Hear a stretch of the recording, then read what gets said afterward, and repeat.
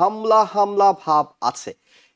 এই হামলার ভাবের বিষয়টা নিয়ে আপনার কাছে আসবো যে হামলা কি আসলে আমেরিকা করবে কিনা, প্রেসিডেন্ট কি সাহায্য পাঠানোর উদাহরণ হিসাবে আক্রমণ চালিয়ে বসবেন? 2000 উপরে 2500 লোক মারা গেছে বলছেন, বা হুম হুম 16,000 লোক ডিটেইন বলতেছে। হুম যে হুম এটা যদি আরো গ্রস, এটা যদি আরো বেশি মানে খুবই একবারে হুম ভীষণ ভাবে হয়, বহুমাত্রায় হয়, তখন কিন্তু হয়তো কতগুলো হুম। স্ট্র্যাটেজিক দা টার্গেটেড কিছু এটা হয়তো করতে পারে। অনেকেই বলছিলেন যে খমেনিকে তুলে নিয়ে আসার মতো অবস্থা, নিকোলাস মাদুরো তো অনেক হম্বিতম্বি করেছিলেন, কোথায় আমেরিকা, কোথায় আমেরিকা, আসো। এবং যখন আমেরিকা গেল তখন তিনি ঘুমিয়েছিলেন, ঘুমের মধ্যে থেকে তাকে তুলে নিয়ে আসা হয়েছে। ইরানকে আমরা সবসময় দেখি আমেরিকাকে তুচ্ছ তাচ্ছিল্য করে কিংবা আমেরিকা সম্পর্কে অনেক সময় নেতিবাচক মন্তব্য করতে।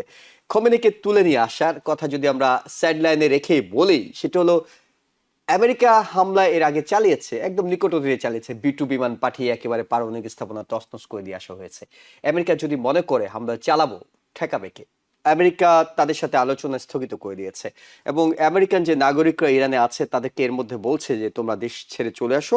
এবং আরো যে পশ্চিমা বিশ্বগুলো অনেকেই হয়তো আমরা দেখতে পাচ্ছিলাম যে আইরিশ অ্যাম্বাসেডরের যে সেখানে যাওয়ার কথা ছিল তিনি সেটি পোস্টপোন করেছেন, পরিচয়পত্র দেওয়ার কথা ছিল সেটি তিনি বন্ধ করছেন। অর্থাৎ একটা হামলা হামলা ভাব আছে। এই হামলার ভাবের বিষয়টা নিয়ে আপনার কাছে আসবো যে হামলা কি আসলে আমেরিকা করবে কিনা, সেটি মোস্তফা সরোয়ার স্যার আপনার কাছে ফিরে এসে প্রশ্ন থাকবে। কিন্তু প্রফেসর ডক্টর মাদবর আপনার কাছে জানতে চাই যে ইসরায়েলের ভূমিকাটা কি?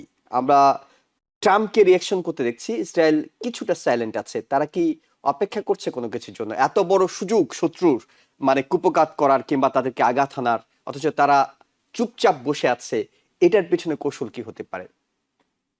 আসলে দেখুন, এটার একদম ডিরেক্ট আনসার যেটা হবে, এরা কিন্তু সবসময় তাই, like the fox, that's what Israel's policy. They watch, they don't say, they let other people to do the things. কারণ তারা জানে যে যুক্তরাষ্ট্র eventually they going to be the spoke person. এখন তারা দে আর কিপিং কোয়াইট। আমরা জানি সবকিছুতেই এই যেগুলো হচ্ছে সবকিছুতে আমরা যতটুকু বিভিন্ন সোর্সে থেকে জানছি যে এখানে they have a critical role there. এবং অনেকেই বলছে যে বেশ করে যুক্তরাষ্ট্র, আপনি দেখুন ওপেনলি কিন্তু যেটা ৩-৪টা কথা প্রেসিডেন্ট ট্রাম্প যেটা বলেছেন, take over the institutions, help it on the way, right? এবং সেটা আরো বলছে যে দ্য সিটিজেন লিভ ইরান, এবং কিভাবে লিভ করবা, যেভাবে হোক, সেফ প্লেসে। এগুলো কিন্তু আমরা জানি খুবই থ্রেটেনিং সিচুয়েশন। অন্যদিকে ইসরায়েলকে যেটা প্রশ্ন করা হচ্ছে, সাংবাদিক, আমি একটা ইন্টারভিউ দেখলাম যে keep quiet, this is not a time, because আন্তর্জাতিকভাবে এখানে বলা হচ্ছে serious violation of the international law. Who cares about international law? বলতে এখন কিছু নাই আসলে, ইন্টারন্যাশনাল চার্টার সব গন। আপনি ভেনিজুয়েলার কেস দেখেছেন, কলম্বিয়ার দিকে বলছেন, এখন বলতে গেলে এখন হচ্ছে might is right. That's what United States stand, and all those, even what the Putin is doing, the Russian president. So it's a lawlessness society. Free world বলতে এখন ফ্রি ওয়ার্ল্ড হচ্ছে just laissez-faire kind of thing. Do it, whatever you need to do, accomplish it. তা আমার কাছে মনে হচ্ছে তারা openly না করে কোভার্ট ওয়েতে, যেটা ইসরায়েলের কথা আপনি বলছেন, কোভার্ট ওয়েতে তারা করছেন এবং কিপিং দেম কোয়াইট, এবং তারা বলেছে যে কিপ কোয়াইট এবং লেটস ডু। আর এগুলো আমার মনে হয় এই যে হঠাৎ করে যে এই যে বিদ্রোহটা, এটা কিন্তু আমরা এটা অনেকগুলো ইয়ার সাথে কানেক্টেড। কিন্তু আমার কাছে মনে হয় যে last visit of Netanyahu to the United states, আমরা জানি 2 দিন 3 দিন পরে ভেনেজুয়েলার অ্যাটাক, আমার কাছে কেমন যেন মনে হয় এগুলো সবগুলো কিন্তু এক সুতায় গাঁথা। ইরানি ব্যাপারটা আমরা জানি যে ইরানের ওইটাই যে ওরা মনে করে লেভেল ফিল হয়ে যাবে ইরান যদি চলে যায়, ইসরায়েল যেটা মনে করে আর কি। আর এখানে পার্শ্ববর্তী কান্ট্রিজ গুলো, আপনি ইউএই কথা বলছেন বা কাতারের কথা বলছেন, যে সৌদি আরবের রুল হচ্ছে সবসময় জি, হিপোক্রেটিক রুল। আসবো আমরা। মানে আমাদের, মানে যারা বন্ধু রাষ্ট্র হওয়ার কথা ছিল তারা কতটা বন্ধু হতে পেরেছে সেটা নিয়ে কথা বলবো। আপনার কাছে যে প্রশ্নটি করতে চাই, প্রেসিডেন্ট তো বলছেন, আমাদের প্রেসিডেন্টের কথা বলছি, যে সাহায্য আসছে এবং তোমরা দখল করো, যত পারো ইনস্টিটিউশন গুলো দখল করো। আপনার কাছে কি মনে হয় প্রেসিডেন্ট কি সাহায্য পাঠানোর উদাহরণ হিসাবে আক্রমণ চালিয়ে বসবেন? আমার কাছে যেটা মনে হচ্ছে, ডিরেক্টলি হয়তো অত লেভেলে যাবে না, যে ডিরেক্ট যেটা ভেনেজুয়েলার ক্ষেত্রে যেটা করেছেন, ওয়াচ করবে মানে যে ভেনেজুয়েলার মতো কি আপনি বলছেন খমেনিকে তুলে নিয়ে আসা? ওই ধরনের বা direct boot on the ground, I don't think that's going to happen, unless এরা যদি দেখে এটা যদি উইকেনিং। এখন দেখেন এর উপরে 2,500 লোক মারা গেছে বলছেন, বা হুম হুম 16,000 লোক ডিটেইন বলতেছে। হুম যে হুম এটা যদি আরো গ্রস হয়, এটা যদি আরো বেশি মানে খুবই একবারে হুম ভীষণভাবে হয়, বহুমাত্রায় হয়, তখন কিন্তু হয়তো কতগুলো হুম। স্ট্র্যাটেজিক দা টার্গেটেড কিছু এটা হয়তো করতে পারে। দ্যাটস হোয়াট আমার এপ্রিহেনশন মনে হচ্ছে আরকি। ওকে। আর সরাসরি আমার মনে হচ্ছে যে এটা কিন্তু দেখুন এখন এমনভাবে ইকোনমিটাকে ব্রেক করে ফেলছে বা ব্রোকেন হয়ে গেছে যে এখন তো আসলে তারা যেটা নিয়ে বেশি শক্তি দেখাচ্ছিল যে তারা এই ব্যালিস্টিক মিসাইল তৈরি করছে, এটা করছে। This are all going to be affected. আসলে মোস্তফা সরওয়ার স্যার কিন্তু একটা চমৎকার কথা বলেছেন যে এখনো পর্যন্ত আর্টেস যেটা তাদেরকে তো না মানে এটা হচ্ছে বিশেষ করে IRGC, Islamic revolutionary guard corps এবং বাসিস এদের মাধ্যমে করছে আরকি। তো এমনও হতে পারে আমার কাছে আরেকটা প্রেডিকশন, আমি জানি না কতটুকু, they may survive in this after controlling হয়ে যেতে পারে। বিকজ ইট হ্যাড হ্যাপেন্ড, আমরা জানি ৬-৭টা আরো এরকম হয়েছে। তো এখন আসলে ডিপেন্ড করবে যে আরটেস বা আইআরজিসি কতটুকু সাকসেসফুল হয় এবং জনগণ কোন জায়গায় গিয়ে ক্ষান্ত হবে বা জনগণ কতটুকু হবে। এক্সটার্নাল ফোর্স যতই আপনি কোন, ইন্টারনাল ইন্টারনাল মানুষের যে অ্যাক্টিভ দা কাজ ছাড়া কোনো কিছু সম্ভব হয় না কিন্তু। জি বাইরে থেকে আপনি এটা করতে পারবেন না।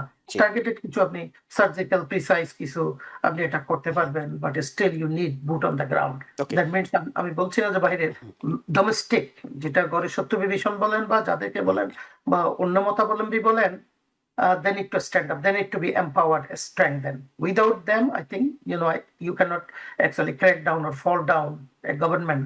এবং এটা আমরা জানি 1979 থেকে কিন্তু they have a grassroots, the formation.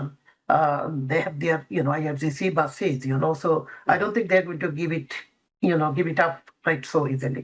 ওকে।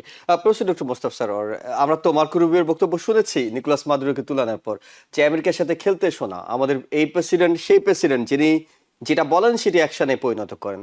অনেকেই বলছিলেন যে খমেনিকে তুলে নিয়ে আসার মতো অবস্থা, নিকোলাস মাদুরো তো অনেক হম্বিতম্বি করেছিলেন কোথায় আমেরিকা আসো, এবং যখন আমেরিকা গেল তখন তিনি ঘুমিয়েছিলেন, ঘুমের মধ্যে থেকে তাকে তুলে নিয়ে আসা হয়েছে। ইরানকে আমরা সবসময় দেখি আমেরিকাকে তুচ্ছ তাচ্ছিল্য করে কিংবা আমেরিকা সম্পর্কে অনেক সময় নেতিবাচক মন্তব্য করতে।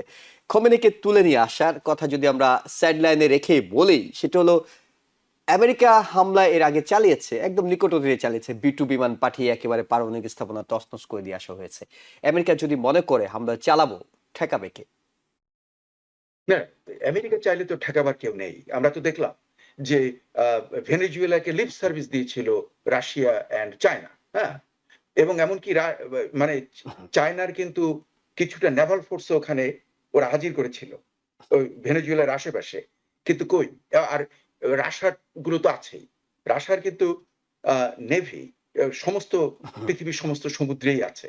কিন্তু তারা সব চুপচাপ ছিল। কাজেই মানে কার উপরে ওরা ভরসা করতে পারবে না। যদি আমেরিকা চায় তারা তুলে আনতে পারে। কিন্তু আমার যেন মনে হয়, আমার ধারণা যে যেটা সাধারণত যুক্তরাষ্ট্র ওস্তাদ যে আ মানে যুক্তরাষ্ট্রের ইন্টেলিজেন্স এর কিন্তু পেনিট্রেশন রয়েছে ইরানের গভর্নমেন্টের ভেতরে। ইসরায়েলি ইন্টেলিজেন্স মোসাদ তো একদম। যেমন ধরেন যে ইনঅগারেশন এর সময় ধরে নিয়ে আসছে। মেরে ফেলছে। ইনঅগারেশন এ যে গিয়েছিল গাজার যে হেড, হ্যাঁ? তাকে ওখানে বসে মেরে দিয়েছে। কাজেই ওদের তো স্পাই, ইন্টেলিজেন্স মোসাদের ওর তো চারিদিকে আছে। এবং একেবারে কাজেই ওই নির্দিষ্ট কক্ষে, যে কক্ষে তিনি ছিলেন সে কক্ষে এই মিসাইলটি হামলা করা হয়েছিল। এক্সাক্টলি একেবারে মানে মানে সিলেক্টেড, অনেক জায়গায় হামলা করে তাকে মেরে ফেলার বিষয় ছিল না। না একদম পিন পয়েন্টেড যেখানে ইনঅগারেশন এর হচ্ছে, হুম হুম যেখানে ওদের ভিআইপি গেস্ট, হুম হুম হ্যাঁ, হামাজের লিডার তাকে মেরে ফেলছে। কাজেই এটা এরা ইচ্ছা করলে এটা করতে পারে।